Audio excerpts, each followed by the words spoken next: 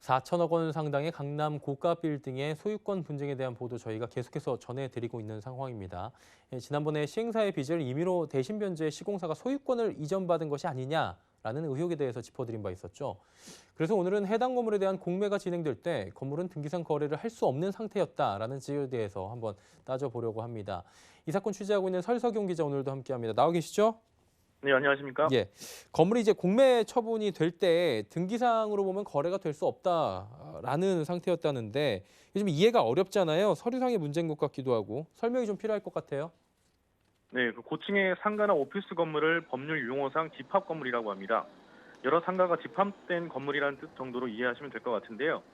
이런 건물을 거래할 때는 해당 토지와 건물을 일체화해서 소유권 보존 등기를 해야 합니다. 다시 말해 건물에 대한 등기를 넘길 때 토지에 대한 권리도 동시에 이전돼야 한다는 겁니다. 건물에 대한 등기는 쉽게 이해가 가실 텐데요.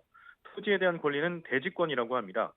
정리하면 건물에 대한 소유권을 이전할 때는 건물 등기와 대지권을 동시에 넘겨줘야 한다고 이해하시면 됩니다.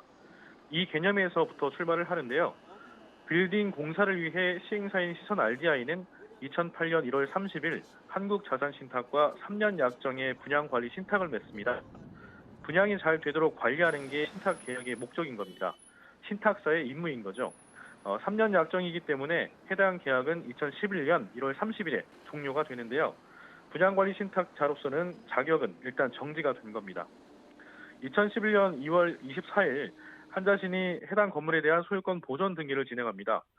무슨 의미인지 설명을 해드리면 앞서 말씀드린 것처럼 건물에 대한 소유권을 넘길 경우 건물 등기와 토지에 대한 대지권을 동시에 넘겨야 하는데 한자신은 토지에 대한 대지권은 처리하지 않았습니다. 따라서 서류상 건물은 거래가 불가능한 비정상적인 건물이 되는 겁니다. 원칙적으로도 시행사 측은 분양이나 건물에 대한 모든 행위가 불가능해진 시점이기도 합니다. 신탁 계약이 된 등기 처분을 할 때는 그러니까 이 건물을 나중에 처분할 때도 등기와 대지권을 동시에 처리해야만 거래가 가능한 건데요. 이후 등기를 열람해 봤더니 건물 등기와 대지권이 동시에 처리되지 않아서 착오 발견이라는 문구가 찍혀 있기도 했습니다. 그러니까 조금 더 쉽게 정리를 해드리자면 우리가 평소에 사고 파는 아파트와는 다르게 이런 집합 건물, 한마디로 상가 건물 같은 경우에는 건물이 있고 토지가 있는데 이 두 가지를 분류해서 있지만 팔 때는 같이 넘겨야 된다라는 건데 그게 안 됐다는 거잖아요. 그럼 이제 한자신이 나중에 공매 처분을 한 걸로 알고 있는데 이건 어떻게 된 겁니까? 네, 여기까지는 건물이 비정상적이었다 그런 상태를 설명을 해드린 거고요. 지난 보도에서 대위 변제에 대한 얘기를 했었는데요. 시공사인 두산중공업의 대위 변제가 계기가 돼서 결국 건물은 공매 처분이 되고 새로운 주인이 건물을 차지하게 됩니다. 그게 두산중공업의 특수 목적 법인인 덕회의 주식회사였죠. 덕회는 이후 신탁사인 한자신에게 건물에 대한 공매를 요청합니다. 한자신은 시선 측에 공매 진행을 통보했는데요. 시선 측은 한자신을 상대로 신탁 재산 처분 금지 소송을 시작하게 됩니다. 이 소송 역시 지난 2014년 시선 측이 패소한 것으로 종결됐던 사건입니다.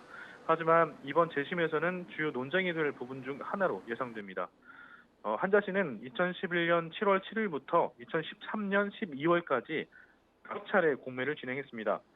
준공 당시 감정가가 2,630억 원이라고 말씀드렸었는데요.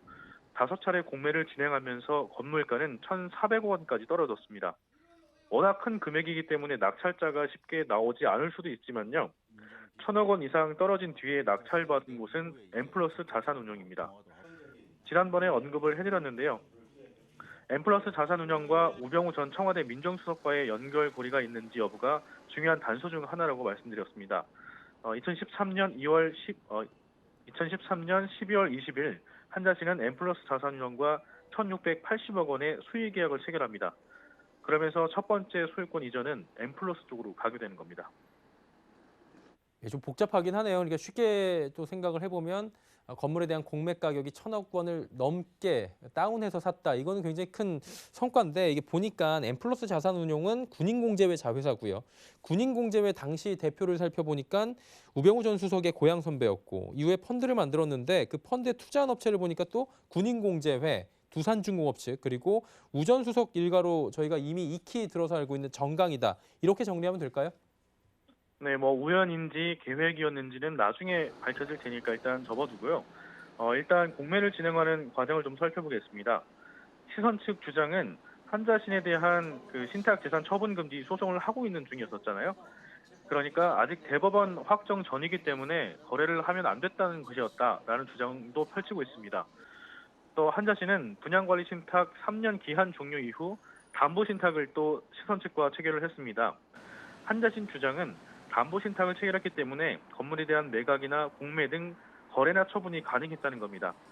여기서도 핵심은 건물의 등기 상태인 겁니다. 신탁사 체결의 문제가 아니라 건물의 등기 상태상 거래가 안 되는 비정상 건물이었기 때문에 공매 자체가 불가능했던 것 아니냐는 지적에 대한 법원의 판단이 주목됩니다. 또 한 가지 이해관계를 따져봐야 할 것이 있는데요. 한자 씨는 2013년 12월 24일 두산중공업과 더 K에게 각서를 받습니다. 민영사상 모든 책임을 두산중공업과 더 K가 지겠다는 내용인데요. 이 각서가 일반적으로 공매를 진행한 신탁사와 할 수 있는 건지 아닌지 확인이 필요합니다. 또 다른 서류도 저희가 입수를 했는데요. 아까 시선 측이 한자신을 상대로 소송을 걸었는데 당시에 만약 시선 측이 승소를 했었다면 이 공매는 무효 처리가 되고 그에 대한 손해배상을 한자신 측이 했어야 했을 겁니다. 따라서 2014년 2월 20일 두산중공업 측이 1,780억 원의 채무 보증을 섭니다. 한자신이 소송에서 패소할 경우 변제해준다는 내용입니다. 각서도 쓰고 채무 보증도 서고 한 데에는 의심할 만한 이유가 있었는데요. 한자신이 서울중앙지방법원 등기국에 소유권 이전 및 신탁 말소 등기를 신청을 했는데 1순위 우선 수익자인 시선 측의 동의가 없었다는 이유로 수차례 각하됩니다. 한자신은 두산중공업이 시선 측 대신 채무를 대위 변제해서 1순위 수익자라는 확인서를 제출하고 다시 등기를 신청하는데요. 같은 이유로 10여 차례 각하된 일이 있었습니다.